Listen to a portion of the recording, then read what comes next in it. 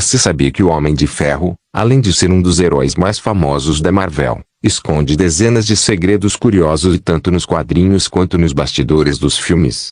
Prepare-se porque hoje você vai conhecer 90 curiosidades incríveis sobre Tony Stark e seu legado. Olá, você está no Nação Heróis. O Homem de Ferro apareceu pela primeira vez em 1963, inspirado no bilionário excêntrico Hughes. Sua origem nos quadrinhos aconteceu na Guerra do Vietnã, mas nos filmes foi adaptada para o Afeganistão. O reator no peito surgiu para impedir que estilhaços chegassem ao seu coração, e a primeira armadura, cinza, foi pintada de dourado antes de virar o clássico vermelho e dourado. Ele é um dos fundadores originais dos Vingadores e, em uma das histórias mais famosas, enfrentou o Alquizzo Endemonhabotle. Já existiram centenas de armaduras diferentes, espaciais, aquáticas, furtivas e até mágicas. Tony também conta com aliados como Rhodey, que se tornou máquina de combate. Em algumas fases, chegou até a comandar a SHIELD, e foi líder do lado pró-registro na Guerra Civil. Tony Stark é um dos maiores inventores da Marvel, rivalizando com Reed Richards e Bruce Banner, e criou inteligências artificiais como Jarvis e Sexta-feira. Seus namoros incluem Pepper Potts, Viúva Negra e até She-Hulk. Nos quadrinhos, versões alternativas mostram lados diferentes, como o Homem de Ferro superior, mais egoísta e vilanesco. E claro, ele já morreu algumas vezes, mas sempre retorna.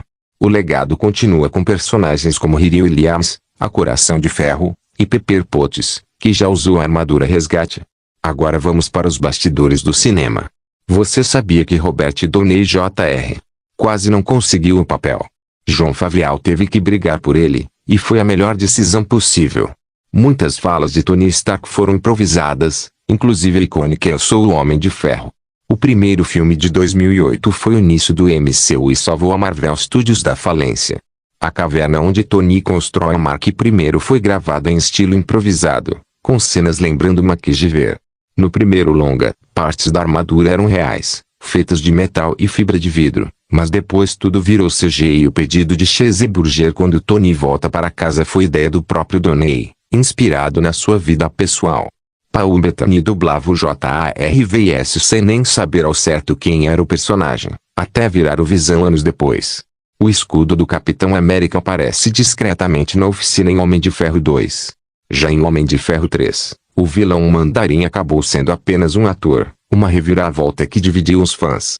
Outra curiosidade, muitas explosões dos filmes eram reais, feitas no deserto de Mojave. Em Vingadores, Downey improvisava oferecendo snacks no set, e isso entrou no corte final. E quando chegou a Deus em Ultimato, a cena da morte de Tony foi tão pesada que vários atores choraram de verdade durante a gravação. Tony já vestiu a armadura do Hulkbuster para enfrentar o próprio Hulk. Existe um universo em que Tony é a inteligência artificial que controla uma armadura, enquanto outro herói a usa. Na HQ What If, Tony é sequestrado pelo próprio pai, Howard Stark. Já existiu um Homem de Ferro zumbi, em Marvel Zombies. No universo noir, Tony usa uma armadura parecida com um tanque de guerra da Segunda Guerra Mundial. Na versão Ultimate, seu corpo inteiro está tomado por tumores cerebrais. Em algumas HQs, Tony revelou publicamente sua identidade muito antes do MCU.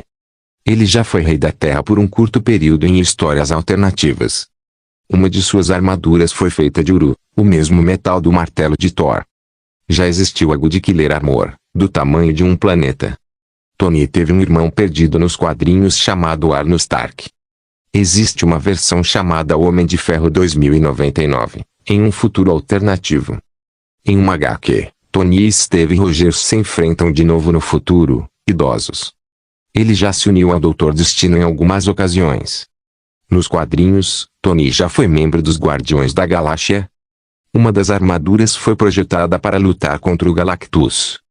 Na saga Infinito, ele enfrentou os construtos de Thanos com suas armaduras. Já criou uma armadura feita para resistir à magia, chamada Thorbuster.